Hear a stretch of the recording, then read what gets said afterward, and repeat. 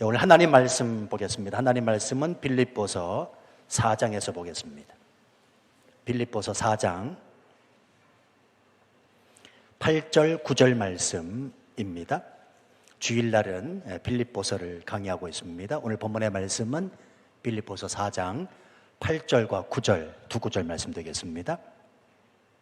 우리 함께 한 목소리로, 짧으니까요, 함께 읽도록 하죠. 시작. 끝으로 형제들아, 무엇에든지 참되며 무엇에든지 경건하며 무엇에든지 옳으며 무엇에든지 정결하며 무엇에든지 사랑받을 만하며 무엇에든지 칭찬받을 만하며 무슨 덕이 있든지 무슨 기림이 있든지 이것들을 생각하라. 너희는 내게 배우고 받고 듣고 본 바를 행하라. 그리하면 평강의 하나님이 너희와 함께 계시리라. 아멘. 한 번 더 기도하겠습니다. 아버지 하나님, 오늘 김정순 집사님 이 교회 등록하게 하신 것을 감사합니다. 주께서 이끄신 발걸음이온데 하나님이 역사해 주셔서 이 땅 치앙마이를 살아갈 때 하나님 영광을 드러내며 예수님 기뻐하는 삶을 성령의 이끄심을 따라 살기에 부족함이 없는 가정 되게 하옵소서. 이 시간도 종이 말씀 들고 섰습니다. 종의 모습 온전히 감추시고 하나님의 빛으로 말씀하시되 말씀 듣고 힘없고 용기 없고 격려하며 또 순종하게 한다라고 다짐할 수 있는 시간 되게 하여 주옵소서. 예수님 이름으로 기도하옵나이다. 아멘. 대한민국에 복음이 처음 들어온 해를 1884년으로 그렇게 잡습니다.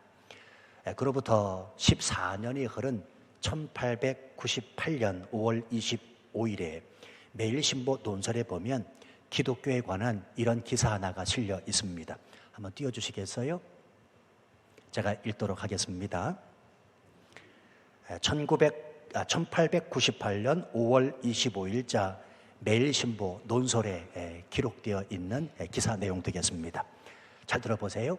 지금은 대한에도 예수 그리스도를 믿는 동포가 많이 있으니 믿은 형제 자매를 대하여서는 우리가 그 교를 가지고 더 말하지 아니하여도 아시는 바이오니와 우리가 특별히 믿지 않는 동포들을 위하여 예수교가 나라 문명 부강과 독립자주의 근본이 되는 줄을 깨달았노라.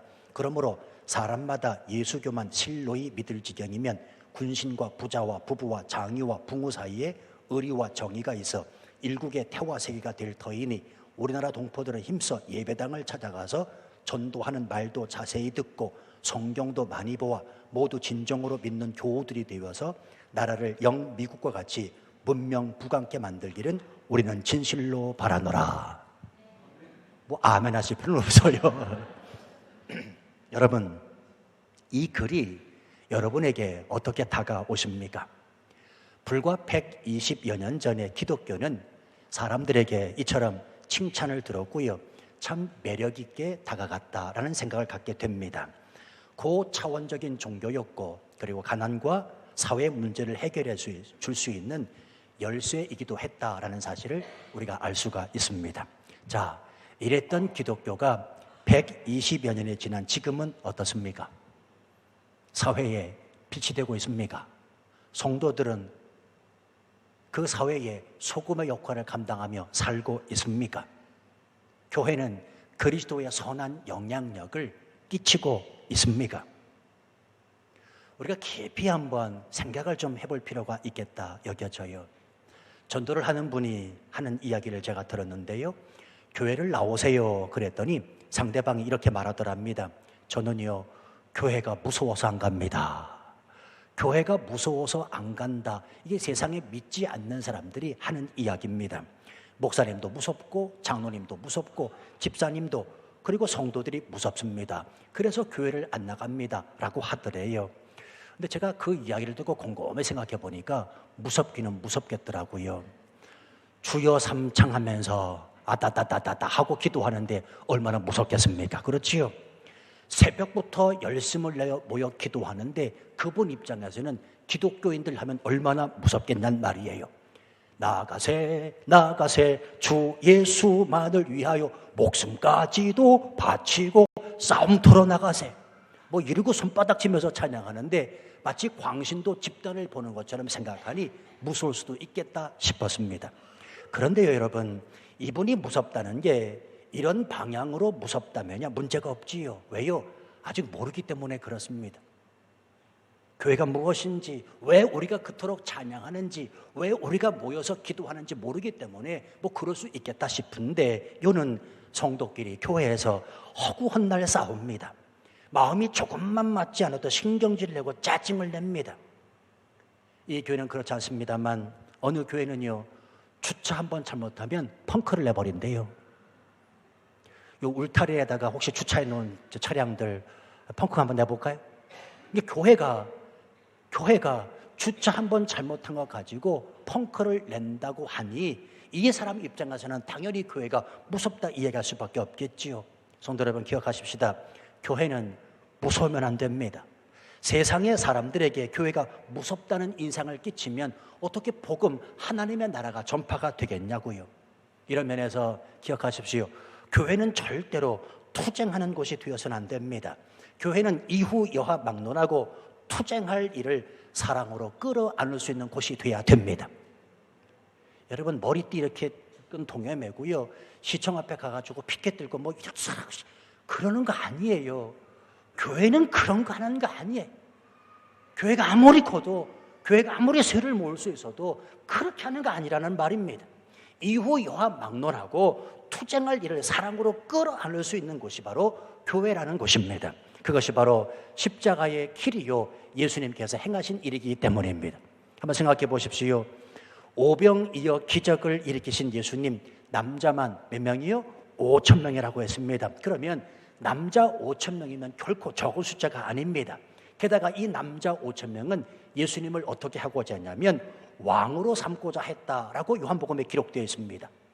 남자 5,000명이 예수님을 왕으로 삼고자 했다. 무슨 뜻입니까? 헤롯에 대항하여 혁명을 한번 일으켜보자는 겁니다.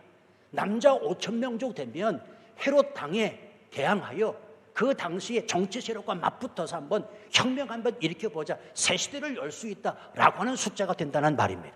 자, 그럼에도 불구하고 예수님은 그곳을 떠나 산으로 가십니다. 왜요? 자신에게 부여받은 복음의 사명을 망각하지 아니하고 십자가를 지시기 위함이었다는 사실입니다. 저 같으면요, 남자 5,000명 정도면 한번 으쌰 한번 해볼 수도 있는 힘 아니겠습니까? 그럼에도 불구하고 예수님은 그렇게 하지 않으셨다는 말입니다. 그러므로 성도 여러분, 성도는 날마다 십자가의 삶, 주님이 몸소 걸으셨던 그 십자가, 그 길을 따라가는 삶이 마땅하다는 사실입니다.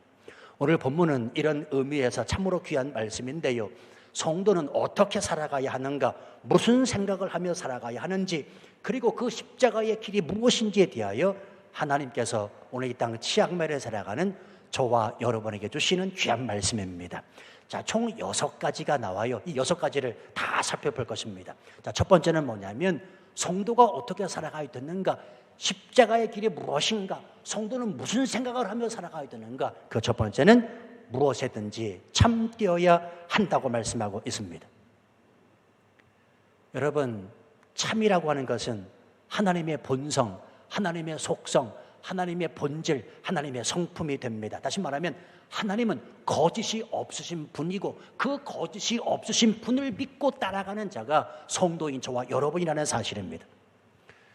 어느 장로님께서 저한테 그런 말씀 하시더라고요.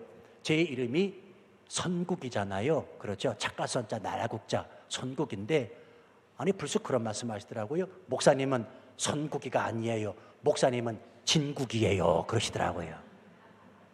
무슨 뜻이지요? 참이라는 겁니다. 물론 여러분이 동의 안 하셔도 돼요. 동의를 제가 구해서 말씀드리는 게 아니라 저한테 그 말씀을 하시는데 얼마나 기분이 좋던지요. 아니 제가 선국이가 아니고 진국이래요. 여러분도 그렇게 여겨지십니까? 대답하지 마세요. 동의를 구하려고 말씀드리는 게 아니라 그 어느 장로님이 그렇게 말씀하시는데 기분이 너무 좋더라는 말입니다. 왜? 참되게 살아가는 목사님, 참되게 그래도 목회하려고 하는 목사님이라 인정해 주신다는 그 생각 때문에 너무 감사했습니다. 성경에 보면 구약의 대표적인 거짓말 사건과 신약의 대표적인 거짓말 사건이 한 가지씩 나옵니다. 구약에서는 여호수아 7장의 아간 사건이고요, 신약에서는 사도행전 5장의 아나니와 삽비라 사건입니다. 내용을 모르시면 이따가 식사하실 때 꼭 옆에 계신 분에게 물어보시기 바랍니다. 내용까지는 말씀 안 드려요. 자, 근데 여러분, 아간도 그렇고 아나니와 삽비라 사건을 보면 이 두 인물의 공통점이 있습니다. 그게 뭔고 하면 그들은 하나님을 믿고 알았다는 것입니다. 아간은요, 여리고성이 무너지는 것을 목격한 사람입니다. 그 거대한 여리고성이 와르르르 무너지는 것을 직접 체험하고 눈으로 본 사람이라는 말입니다. 하나님의 위대하심과 하나님의 권능이 무엇인지 경험한 사람이라는 것입니다. 아나니아와 삽비라도 마찬가지입니다. 그들의 처음 의도는 순수했습니다. 누가 옆에서 헌금을 드리라 강요한 것도 아닙니다. 그들 스스로가 믿음으로 하나님 앞에 드리고자 했습니다. 그런데 이 둘의 문제는 무엇인고 하면 둘 다 물질에 눈이 어두웠다는 사실입니다. 그래서 참되신 하나님을 거짓으로 속였다는 것이, 하나님은 참이신데 인간의 생각으로 그 인간의 계산 하에 하나님을 거짓으로 속이고 있다는 말입니다. 성도 여러분, 기억하십시다. 물질이 악한 게 아니라 인간이 물질에 대해서 약한 거지요. 물질은 악하지 않습니다. 다만 인간이 물질에 대해서 약합니다. 그래서 그 물질 때문에 참되신 그 하나님 앞에 바르게 나가야 되는데 그러지 못하고 거짓되이 속였다는 것이 문제라는 말입니다. 그러므로 우리는 물질 때문에 하나님을 기만해서도 안 되고 속여서도 안 됩니다. 성도는 무엇이든지 간에 참되게 살아감이 마땅합니다. 그래서 하나님이 영광을 받으십니다. 저는 이런 이야기를 좀 들었으면 좋겠어요. 목사님, 저는 기왕이면 예수 믿는 사람하고 동업하기를 원합니다. 근데 여러분, 세상이 어디 그렇습니까? 저는 숱하게 많이 들었습니다. 될 수 있으면, 할 수만 있으면 예수 안 믿는 사람하고 동업하기 싫다는 겁니다. 사업하기 싫다는 겁니다. 왜 그럴까요? 굳이 말씀 안 드려도 알겠지요. 오히려 이것이 바뀌어져서 예수 믿는 사람이 참여라고 한다면 그 예수 믿는 사람하고 동업하겠다, 예수 믿는 사람하고 사업을 전개 나갔다라는 말을 드려야 되지 않겠습니까? 잊지 마십시오. 성도는 어떻게 살아가야 되는가? 참되게 살아감이 마땅하다. 그래서 오늘 본문에 말씀합니다. 두 번째, 성도는 무엇이든지 경건해야 된다 말씀합니다. 여러분, 경건이 무엇입니까? 경건이란 구별된 삶을 말합니다. 무엇으로부터의 구별입니까? 이 세상에 경건치 못한 것들로부터의 구별입니다. 이런 의미에서 성도는 이 땅 치앙마이를 살아가면서 해야 할 것과 하지 말아야 될 것, 그리고 가야 될 곳과 가지 말아야 될 곳이 구별되어 있어야 됩니다. 여러분, 때때로 목사라고 하는 이 직분이 왜 버거운 줄 아십니까? 저는 때때로요, 이 목사라고 하는 타이틀이 굉장히 버겁게 느껴질 때가 있습니다. 왜냐하면 하고 싶은 게 너무 많거든요. 저는 하고 싶은 게 너무 많은 사람이거든요. 더더군다나 가고 싶은 것도 너무 많은 사람이. 그런데 목사기 때문에, 이 목사라는 타이틀 때문에 하고 싶은 것도, 그리고 가고 싶은 것도 통제하고 절제한다는 말입니다. 그럼 목사뿐만입니까? 아니죠. 예수 그리스도를 믿는 모든 성도들은 구별됨이 있어야 된다. 경건해야 된다. 해야 할 일과 하지 말아야 될 것이 구별돼야 된다. 가야 될 곳과 같이 말아야 될 것이 구별된다고 오늘 성경이 말씀하고 있습니다. 기억하십시오. 세상과, 그리고 세상의 사람들과 똑같아서야 우리가 그리스도인 될 수가 없습니다. 매주일 성경책 옆에 끼고 교회를 나온다는 그 행위 자체가 우리를 경건케 해주는 것이 아니고, 목사라고 하는 그 타이틀이, 장로님, 안수집사님, 권사라고 하는 그 타이틀이 우리를 거룩하게 해주는 게 아니라는 말입니다. 그래서 바울은 디모데에게 이렇게 권합니다. 경건에 이르도록 네 자신을 연단하라. 경건에 이르도록 네 자신을 연단하라. 무슨 말입니까? 경건은 훈련되어져야 된다는 말입니다. 하나님의 말씀으로 끊임없이 훈련되어야 됩니다. 그래서 자꾸 모이라는 겁니다. 경건으로 훈련되어져야 되기 때문에 기도하라. 그래서 모여 기도하라고 교회에서 끊임없이 그렇게 말하는 겁니다. 잊지 마십시오. 경건의 최종 목표는 예수 그리스도, 그분을 닮는 것입니다. 그 예수님 닮기 위해 성도는 부단히 이 땅을 경건하게 살아감이 마땅하다는 사실입니다. 세 번째, 성도는 무엇이든지 옳아야 된다라고 말씀합니다. 여기서 옳다라는 말은 하나님의 뜻에 일치하여 하나님께 인정받을 수 있어야 된다는 말입니다. 그러면 혹시나 이렇게 반문하실 분이 계실지 몰라요. 목사님, 세상에서 옳게 살아가는 사람이 있기는 합니까? 세상에서 옳게 사는 것이 가능한 일입니까? 예, 이런 분들에게 제가 다시 여쭙습니다. 옳게 살기 위하여 당신이 행한 노력은 무엇입니까? 제발 우리요, 다른 사람 보지 말고요, 내 자신을 좀 들여다보자고요. 희한하게 우린 내 탓이라고 말할 때가 너무나 많아요. 손가락 보세요. 내 탓이라고 할 때 손가락 하나는 그 사람을 향하지만 세 손가락은 자기를 향하고 있지요. 그리고 하나는 하나님 탓이라는 거예요. 항상 내 자신을 들여다봐야 되는데 항상 그 사람 탓을 합니다. 그 사람이 옳지 않다는 겁니다. 자기도 옳지 않게 살아가면서 그 사람 문제라고 이야기할 때가 얼마나 많은지 모릅니다. 고린도전서 9장에서 사도 바울은 옳게 살기 위해서 몸부림칩니다. 한마디로 모든 것을 포기하고 살아갔습니다. 왜요? 옳게 살기 위함이었습니다. 먹고 마실 권한이 있고 결혼할 권한이 있고 자비량으로 일하지 않고 교회를 섬길 권한도 있었지만 그는 모든 것을 다 포기하고 살았습니다. 왜냐하면 한마디로 옳게 살기 위함이었습니다. 오직 하나님을 기쁘시게 해드리는 것이 그의 삶의 목표였기 때문입니다. 그래서 데살로니가전서 2장 4절 말씀에 보면 이런 말을 하고 있어요. 오직 하나님께 옳게 여기심을 입어 복음을 위탁받았으니 우리가 이와 같이 말하면 사람을 기쁘게 하려 함이 아니요 오직 우리 마음을 감찰하시는 하나님을 기쁘시게 하려 함이라. 얼마나 멋진 말씀입니까? 손 들어보니요, 우리에게도 사도 바울과 같은 이런 몸부림이 필요합니다. 저는 신앙생활하면서 하나님의 뜻에 맞춰 한번 살아보려고 몸부림침이 없었다라고 말하는 분을 이해하지 못하는 목사입니다. 여러분, 신앙생활이 몸부림침과 발버둥침 없이 그냥 되어집니까?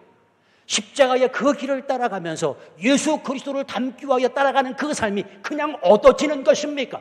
몸부림침과 발버둥침이 없이 어떻게 그냥 주어진다고 생각을 하십니까?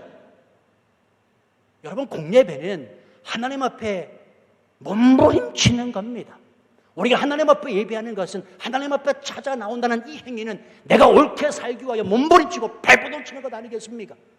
이런 것 없이 어떻게 십자가의 그 길을 따라간다고 말할 수 있으며 예수 그리스도를 닮는다고 말할 수가 있겠습니까? 물론 그냥 얻어진다면 그것 또한 하나님의 은혜지만이요, 잊지 마십시오. 성도는 하나님 앞에서 옳은 것으로 평가받습니다. 그래서 옳게 살아라 말씀하고 있고요. 네 번째, 성도는 무엇이든지 정결해야 됩니다. 여기서 정결함이란 도덕적으로 윤리적으로 거룩하여 흠이 없는 상태를 말합니다. 자, 그러면 한번 생각해 보시죠, 여러분. 우리가 도덕적으로 윤리적으로 거룩하여 흠이 없는 상태입니까? 도덕적으로 윤리적으로 거룩하여 흠이 없는 상태가 됩니까?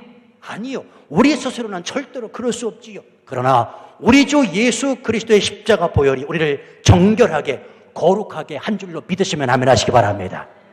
여러분, 이거 믿으셔야 됩니다. 저와 여러분은 죽었다 깨나도 도무지 거룩할 수가 없습니다. 의인될 수 없는 사람입니다. 그러나 하나님께서 우리에게 베푸신 주 예수 그리스도의 십자가 보혈의 피, 그 십자가 보혈의 피로 말미암아 거룩하게 하셨고 의인이라 하나님이 우리를 인치셨다는 사실입니다. 이것은 그 십자가의 은혜를 믿는 모든 자들에게 하나님께서 허락하신 놀라운 은혜지요. 그래서 우리가 이런 마음을 가지고 예배해야 됩니다. 우리가 예배를 귀하게 여겨야 되는 그 이유가 무엇입니까? 이 예배를 통해서 우리가 하나님 앞에 산 제물 되어 정결케 되기 때문에 그렇습니다. 그래서 로마서 12장 1절 말씀에 보면 그러므로 형제들아 내가 하나님의 모든 자비하심으로 너희를 권하노니 너희 몸을 하나님이 기뻐하시는 거룩한 산 제물로 드리라. 이는 너희가 드릴 영적 예배니라. 우리가 산 제물 되어 하나님께 드려지는 이 예배를 통하여 우리가 정결케 되고 있음을 말씀해 주고 있습니다. 예배의 중요성, 예배의 소중함, 예배의 가치는 바로 여기에 있습니다. 성도의 정결함은 영과 진리로 드려지는 바로 이 예배를 통하여 주어진다는 사실입니다. 그래서 여러분, 예배가 살면 다 살고요, 예배가 죽으면 다 죽는 겁니다. 혹여나 이 시간에 어떤 삶의 문제를 가지고 오신 분 계십니까? 곰곰이 생각을 해보시기 바랍니다. 내 예배 생활은 어떠한가? 여러분, 틀림없어요. 영적인 것은 육적인 것에 영향을 끼치게 되어 있습니다. 틀림없습니다. 예배 생활이 어떠한가를 점검하셔야 됩니다. 예배가 살면 모든 것이 살고 예배가 죽으면 모든 것이 다 죽습니다. 교회의 문제는 다른 게 아니라 예배 문제입니다. 예배에 하나님의 임재가 느껴지지 아니하고 하나님의 은혜가 없기 때문에 그 교회 안에 성도들이 싸우는 거라는 말입니다. 그래서 예배가 얼마나 중요한지 몰라요. 여러분, 치앙마이 중앙교회 설립 목적 첫 번째가 예배를 살리는 교회인 줄 아시지요? 이거에서 기도하셔야 됩니다. 예배 죽으면 다 죽는 겁니다. 우리는 예배 붙잡아야 됩니다. 목숨같이 예배를 지킬 필요가 있습니다. 왜? 예배를 통하여 저와 여러분이 하나님 앞에 거룩하게 흠이 없는 정결한 산적을 되어 하나님 앞에 설 수 있기 때문에 그렇습니다. 그래서 오늘 말씀하는 겁니다. 성도는 무엇이든지 정결해야 된다. 다섯 번째, 성도는 무엇이든지 사랑받을 만해야 합니다. 다시 말하면 성도는 하나님께 사랑받을 만한 존재가 되어야 된다는 뜻입니다. 예수님은 지혜와 키가 자라가면서 하나님과 사람 앞에 더욱 사랑스러워졌다라고 말씀하고 있습니다. 바로 이것입니다. 하나님과 사람 앞에 사랑받을 만한 존재, 바로 이 사람이 그리스도인입니다. 여러분, 사람의 고독은 사랑받지 못함 때문이죠. 왜 외롭다고 말씀하십니까? 왜 고독하다고 말씀하십니까? 군중 속에 고독을 느끼는 게 인간이기 때문에 그렇습니까? 예, 물론 그것도 이해가 됩니다만 아니요. 사랑받으면 다 해결돼요. 사랑받으면 외롭다는 거, 고독한 거 다 해결됩니다. 하루에 대한민국에서 38명이 자살합니다. 여러분, 오늘도요, 하루를 살아가지만 오늘 우리가 알지 못해서 그렇지 평균적으로 38명이 스스로 목숨을 끊습니다. 왜 그렇습니까? 사랑받지 못해서입니다. 그런데 우리는요, 분명히 믿어야 됩니다. 하나님은 나를 사랑하십니다. 사람은 몰라줘도 괜찮습니다. 내 처지와 환경과 형편, 여건에 관계없이 하나님은 나를 무조건 사랑하십니다. 나를 사랑하시는 그 하나님의 증표가 뭐냐면 십자가 아니겠습니까? 그러므로 우리는 나를 사랑하신 그 하나님 아버지의 증표 십자가를 날마다 묵상하며 살아가야 된다는 말입니다. 나를 너무나 사랑하셔서 자기 목숨 버리시면서 십자가에 달려 죽으신 예수 그리스도 그분을 기억하는 것, 이게 바로 신앙생활이고 믿음 생활이고 교회 생활이라는 말입니다. 제가 교회를 개척하고 초창기에 파송교회 원로 목사님하고 대화를 나눈 적이 있어요. 이 원로 목사님은 일평생 세 가지 모토를 가지고 목회를 하셨습니다. 주님 사랑, 교회 사랑, 성도 사랑. 이 세 가지. 주님 사랑, 교회 사랑, 성도 사랑. 제가 원로 목사님한테 여쭤봤습니다. 목사님, 성도를 어떻게 사랑할까요? 제가 이렇게 여쭙게 된 데는 이유가 있습니다. 내가 어떻게 성도를 사랑합니까? 저는 여러분들을 다 사랑하는 줄 믿으시는 것 같아요. 표정들을 보니까. 여러분, 김 목사가 성도를 어떻게 사랑합니까? 저도 미운 사람이 있다니까요. 누군지 모르시지요? 알려드려요? 나도 미운 사람이 있어요. 표현하지 않아서 그렇지, 알려드리지 않아서 그렇지, 하루에도 머릿속에 수없이 떠오르는 그 인물이 있다는 말입니다. 그래서 제가 개척하고 목회하면서 주님 사랑, 교회 사랑, 성도 사랑으로 일평생을 살아오신 원로 목사님한테 물어본 게, 목사님, 성도를 어떻게 사랑할까요? 그러니까 목사님이 이런 말씀 해주시더라고요. 한마디로 생명을 주라. 생명을 주라. 아니 목사님, 어떻게 그렇게 할 수가 있습니까? 라고 말씀을 드렸더니 요한일서 4장 10절에 화목제사 말씀을 해주시더라고요. 사랑은 여기 있으니 우리가 하나님을 사랑한 것이 아니요 하나님이 우리를 사랑하사 우리 죄를 속하기 위하여 화목제물로 그 아들을 보내셨습니다. 화목제는 제물로 바쳐진 동물의 간, 쓸개, 내장 등을 모두 밖으로 빼내어서 불에 살라 태워드리는 제사이거든요. 그러니까 원로 목사님이 저한테 그런 말씀하십니다. 김 목사, 목사는 성도를 사랑함에 있어서 자신의 간, 자신의 쓸개, 자신의 내장 등을 다 끄집어내야 한다는 거예요. 목회하면서 별의별 일들이 발생할 거야. 때로는 화가 나고, 때로는 이해할 수 없고, 때로는 억울하고, 때로는 우라가 터져도 목회할 거라면, 목회자의 글에 들어섰다면 내 속에 있는 간, 쓸개, 내장 다 끄집어내라는 겁니다. 그게 바로 예수님의 사랑을 실천하는 목회자요, 바로 그 사람이 성도요, 그 사람이 그리스도인이요, 그 사람이 목사라는 거예요. 저는 이 이야기를 듣고 두 가지 측면에서 깜짝 놀랐습니다. 첫 번째는 뭔가 하면 원로 목사님께서 인생을 그렇게 살아오셨다는 것에 대해서 놀랐습니다. 이번에 40년 목회, 원로 목사까지 치면 50년 목회죠. 이번에 50년 목회를 이렇게 해오셨다는 사실에 대해서 첫 번째 놀랐고요. 두 번째는 앞으로 내가 이렇게 살아가야 된다니 생각하니 깜짝 놀라지 않을 수가 없었습니다. 내가 어떻게 이렇게 살 수 있을까? 물론 지금도 말이 부족합니다. 저는 원로 목사님처럼 살려면 아마 죽을 때까지도 힘들지 모르겠습니다. 그런데요, 그때 이후로 이 생각은 늘 갖고 살아갑니다. 내 속의 간, 내 속의 쓸개, 내 속의 내장 다 끄집어내리라. 이럴 땐 큰 소리로 아멘 해주시는 거예요. 물론 여러분의 동의를 필요하지 않습니다. 있는 그대로 말씀드립니다. 내 속의 간, 내 속의 쓸개, 내 속의 내장 다 끄집어내리라. 근데 곰곰이 생각을 해봤더니 이것이 바로 주께서 행하신 십자가의 삶이더라고요. 근데 중요한 게 있습니다. 이 십자가의 삶을 살겠다라고 마음에 품었더니 하나님께서 제게 베푸신 은혜가 너무 크더라는 말이 있지요. 여러분 14년 동안에 제가 간, 쓸개, 내장 끄집어내지 않았으면 여기까지 못 왔어요. 저 벌써 한국에 돌아갔어요. 그래도 하나님께서 14년 동안 부족하지만 연약하지만 내 속에 있는 간, 쓸개, 내장 다 끄집어내도록 하게 하셨기 때문에 오늘도 여기에 있다는 말입니다.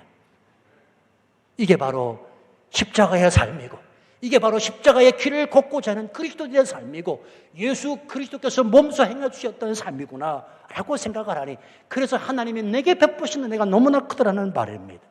잊지 마십시오. 성도는 무엇이든지 하나님 앞에 사랑받을만 해야 합니다. 그 사랑받을만 한 일은 다름이 아니라 십자가의 길이라는 사실입니다. 여섯 번째 마지막입니다. 성도는 무엇이든지 칭찬받을만 해야 합니다. 이 말은 사람들로부터 좋은 평판이 있어야 된다는 것인데요. 물론 먼저는 하나님께입니다. 하나님께 칭찬을 받으면 사람들이 칭찬하게 되어 있거든요. 예수님은 로마의 백부장 그 믿음을 보시고 칭찬하셨습니다. 이스라엘 중에서 이만한 믿음을 보지 못하였노라. 여러분 하나님을 기쁘시게 하는 방법은 믿음이라고 성경에 말씀하고 있습니다. 자, 그런데요 아닌 것 같아도 세상의 사람들도 정말 믿음 가진 사람을 칭찬합니다. 예화 한 가지 드릴게요. 저희 교회도 예전에 한번 오셨었는데 예전에 할렐루야 축구팀이 있었지요. 그 할렐루야 축구팀의 이영무 감독님, 목사님이 되셨는데 이후에 이 이영무 목사님이 저희 교회 오신 적이 있습니다.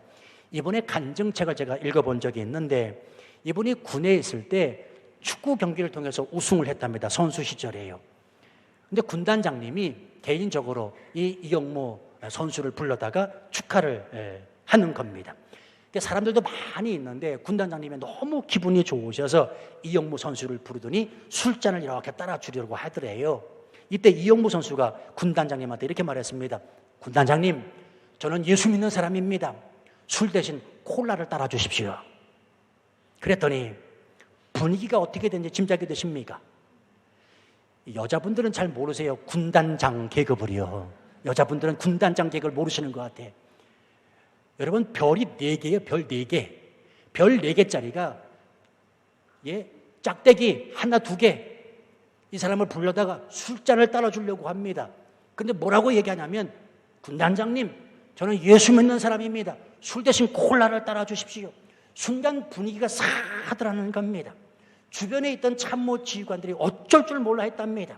넌 이제 죽었다. 넌 이제 영창감이다. 라는 눈빛을 계속해서 주더래요. 그런데 군단장님이 잠깐 놀라더니 콜라를 따라주더래요. 마시고 뒤돌아서는데 그 군단장님이 이렇게 얘기를 하더랍니다. 믿으려면 저렇게 믿어야지. 믿으려면 저렇게 믿어야지. 여러분 믿으려면 저렇게 믿어야지. 멋지지 않습니까? 하나님께서 얼마나 영광을 받으셨을까요? 물어보겠습니다. 치앙마이 사시면서 내가 교회에 나가는 것 알만한 사람 다 알지요? 아 몰라요? 내가 교회 나가는 거 예수 믿는 거 비밀로 하고 다니세요? 어머나 세상에 다 알잖아요. 왜 모른 척하고 계세요? 여러분 내 치앙마이에 살면서 내 주변에 있는 친구들 나를 아는 사람들은 내가 교회 다니는 것 치앙마이 중앙교회에 있는 것 다 웬만한 사람들은 압니다. 그럼 묻겠습니다. 내 주변의 사람들이 나에 대해서 어떻게 말하고 있습니까? 믿으려면 당신처럼 믿어야지 라는 소리를 듣고 사십니까?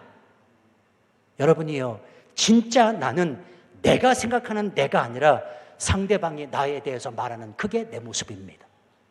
그래서 우리는 상대방이 나에 대해서 뭐라고 이야기하는지 잘 들으셔야 됩니다. 아내의 이야기, 남편의 이야기, 우리 자녀들의 이야기, 내 친구들의 이야기, 내 주변의 사람들이 나에 대해서 뭐라고 이야기하고 있는지 귀담아 들으실 필요가 있다는 말입니다. 죄송한 이야기인데요, 오해서 듣지 않으시길 바랍니다. 저는 목회하면서 체험에서 많은 분들 만나고 다니잖아요. 특별히 한인 목회라고 하기 때문에 한국 사람들, 저희 교회 성도뿐만 아니라 다른 분들도 굉장히 많이 만나고 다닙니다. 그런데요, 이렇게 만날 때마다 저도 선교사인데 우리 선교사님들 오해 없이 들으시면 좋겠습니다. 선교사님에 대해서 일반 평신도가 이렇게 이야기를 합니다. 목사님, 그분은 선교사 같지 않아요. 왜 그런 생각을, 그런 말을 하는지 난 모르겠어요. 또 묻고 싶지도 않아요. 그런데 내가 목사고 내가 선교사이기 때문에 그런 말을 많이 듣습니다. 이걸 내가 어디 가서 어떻게 얘기를 해야 되는지 모르겠어요.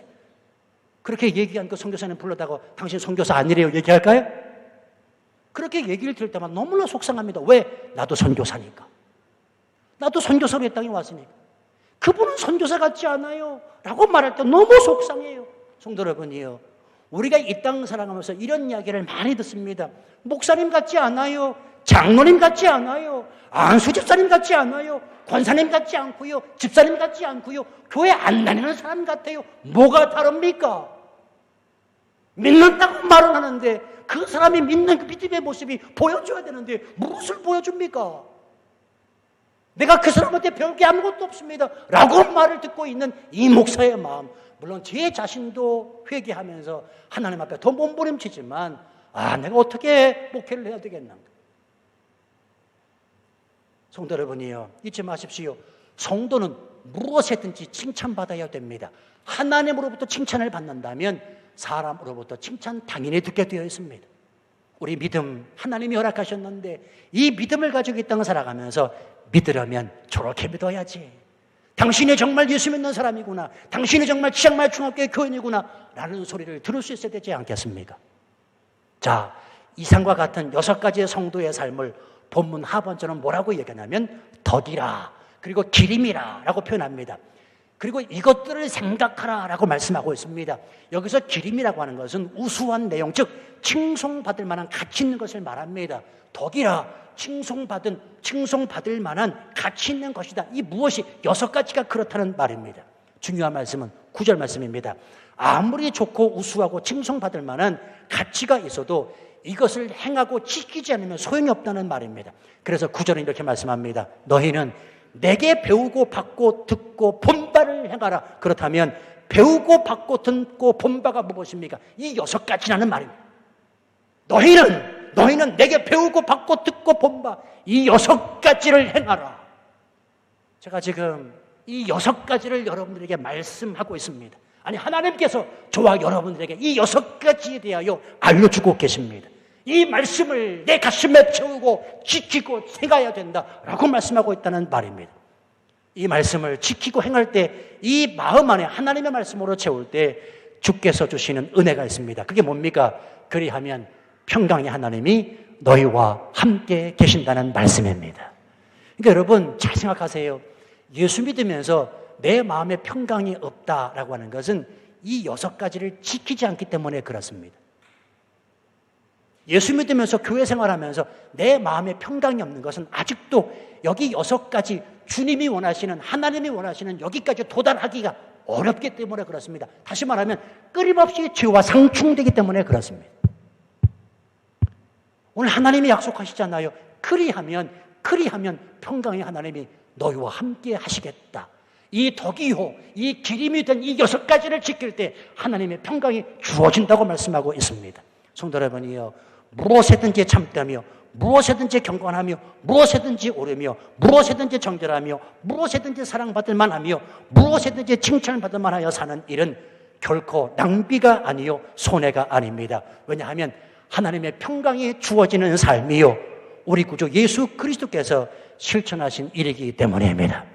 우리 한 주간을 이 말씀을 생각하면서 이 말씀을 행하며 살기로 다짐하고 작정해 보시지 않으시겠습니까? 120여 년 전 대한민국 기독교의 그 영광이 우리를 통하여 그리고 이 교회를 통하여 회복되고 나타날 줄로 믿습니다. 우리 함께 찬양하죠.